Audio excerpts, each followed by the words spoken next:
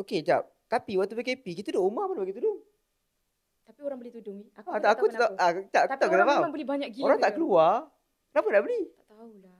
Tapi sebab mungkin Tak sebab pernah fikir. aku tak tahu buat yang tu. Tapi agent dengan dropship memang ramai yang nak sebab peluang pekerjaan tak ada waktu tu kan. So orang Oh, buat, faham. orang beli and then orang jual. And then pakai tudung material cantik. Aku keep on kumpul feedback lah. Kumpul Ni feedback. lepas dia pergi kelas lah.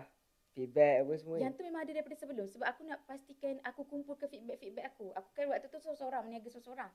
Jadi aku kena ada orang lain yang bercakap tentang bisnes aku instead of aku sendiri yang cakap tudung aku cantik.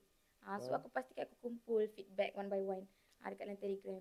Apa yang aku belajar daripada kelas-kelas yang besar tu sebenarnya mostly pasal branding, pasal motivation, pasal susunan mostly memang aku buat sendiri daripada Bayzat ke apa semua memang aku belajar daripada aku tengok aku punya pesaing. Okey, aku nak tahu siapa yang punya inspiration bisnes tudung waktu tu?